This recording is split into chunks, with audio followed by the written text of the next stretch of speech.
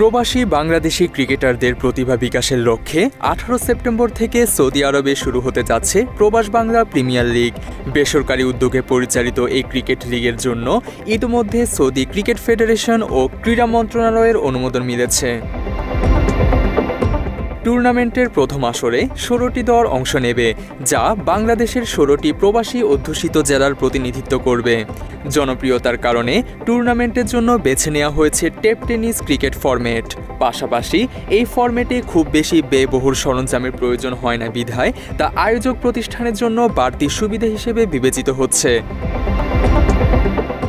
এবারের টুর্নামেন্টে মোট 50 জন খেলোয়াড় থাকবে, যাদের মধ্যে 28 জন বাংলাদেশি এবং 22 জন পাকিস্তানি খেলোয়াড়।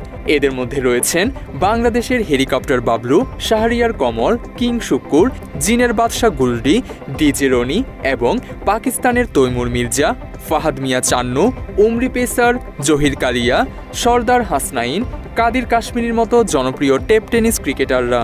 টুর্নামেন্টটির প্রাথমিক বাজেট ধরা হয়েছে 2 কোটি টাকা। তবে বিমান ভাড়া বৃদ্ধির কারণে অতিরিক্ত আরও প্রায় 50 লাখ টাকা খরচ হয়েছে।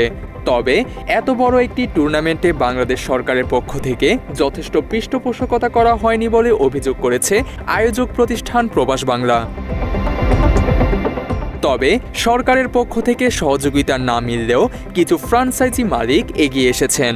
এর মধ্যে রয়েছে নোয়াখালী ওয়ারিয়র্সের স্বত্বাধিকারী মাসুদ, ঢাকা কিংসের স্বত্বাধিকারী জসিম এবং কুমিল্লা ও ব্রাহ্মণবাড়িয়া দলের স্বত্বাধিকারী মানিক খান ও রবিন। প্রথমবার টুর্নামেন্ট আয়োজন করার কারণে কিছু দলকে কোনো প্রকার এন্ট্রি ফি ছাড়াই খেলার সুযোগ দিতে হয়েছে বলে জানা গেছে। এসব বিষয়ে প্রবাস বাংলা প্রিমিয়ার লিগের উদ্যোক্তা মাকবুল আহমদ পাটোয়ারি বলেন, তাদের ভবিষ্যৎ পরিকল্পনা বেশ উচ্চাকাঙ্ক্ষী। আগামী মৌসুমে ক্রিকেট বলের টুর্নামেন্ট আয়োজন করার পাশাপাশি বাংলাদেশ, পাকিস্তান, আফগানিস্তান এবং জিসিসিভুক্ত সব দেশের জাতীয় দলের খেলোয়াড়দের অংশগ্রহণ নিশ্চিত করার পরিকল্পনা রয়েছে তাদের। এছাড়া বিশ্বজুড়ে ছড়িয়ে থাকা সব প্রবাসী খেলোয়াড়দের জন্য 30% কোটা নিশ্চিত করা এবং বিপিএল, পিএসএল মানের প্রাইজ মানি প্রদানের মাধ্যমে টুর্নামেন্টকে আরও আকর্ষণীয় করার লক্ষ্য নির্ধারণ করা হয়েছে বলেও জানান তিনি। মাত্র 30% টাকায় জমির মালিক হয়ে নতুন বাংলাদেশের গড়ে তোলার স্বপ্ন দেখা বাংলা বসতি।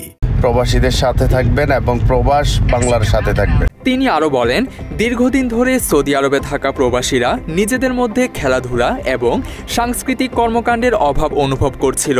এই টুর্নামেন্টের মূল লক্ষ্য হল প্রবাসীদের এক ছাদের নিচে এনে তাদের মধ্যে সৌহার্দ্য ও ভ্রাতৃত্ববোধ বাড়ানো এবং খেলাধুলার মাধ্যমে মানসিক প্রফুল্লতা ফিরিয়ে আনা।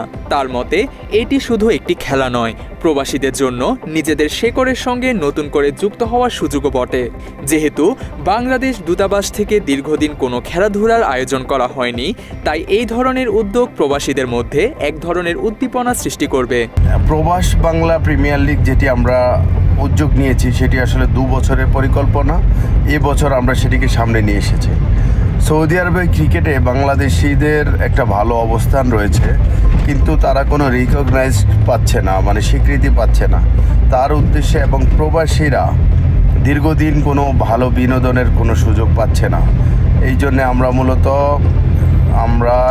নিজের পকেটের টাকা খরচ করে কোনো রকমের স্পন্সর ছাড়া আমরা প্রায় 2-3 কোটি টাকার এই বাজেটের এই উদ্যোগটি গ্রহণ করেছি। আল্লাহ যদি আমাদেরকে কামিয়াব করে ইনশাআল্লাহ, এবং আমরা দেশ এবং প্রবাসের যারা রয়েছেন সামর্থ্যবান তাদের প্রত্যেকের সহযোগিতা চাচ্ছি। আপনারা যেভাবে পারেন আপনারা এগিয়ে আসবেন ইনশাআল্লাহ। টুর্নামেন্টে গাজীপুর এলিটসের হয়ে খেলবেন শাহরিয়ার কমল। বিদেশের মাটিতে এমন একটি টুর্নামেন্টে খেলতে পেরে উচ্ছ্বাস প্রকাশ করেন তিনি। আমাদের 18 তারিখ থেকে প্রবাস বাংলা টুর্নামেন্টের উদ্বোধন হচ্ছে। সবাই মাঠে এসে প্রবাসী যারা আছেন সাপোর্ট করবেন। বাংলাদেশি যারা আছেন প্রবাস বাংলা পেজ থেকে লাইভ হবে, আমাদের আমিয়াল গ্রুপ থেকে লাইভ হবে, সবাই চোখ রাখবেন। এবং দিন শেষে একটা কথা বলবো, সবাই এই প্রবাস বাংলা টুর্নামেন্টের জন্য অধীর আগ্রহে বসেছিলেন। সেই টুর্নামেন্ট উদ্বোধন হতে যাচ্ছে, সবাই দোয়া করবেন টুর্নামেন্টটি যেন সফলভাবে আমাদের মকবুল ভাই শেষ করতে পারে। আসসালামু আলাইকুম। সৌদি আরবে 18 সেপ্টেম্বর থেকে শুরু হতে যাওয়া এই ক্রিকেট টুর্নামেন্টটি বিশ্ব দরবারে বাংলাদেশের ক্রীড়াঙ্গনকে সমৃদ্ধ করবে, এমনটি আশা করছেন দেশটিতে থাকা প্রবাসী বাংলাদেশিরা। তানজিম হাসান, বাংলা এডিশন।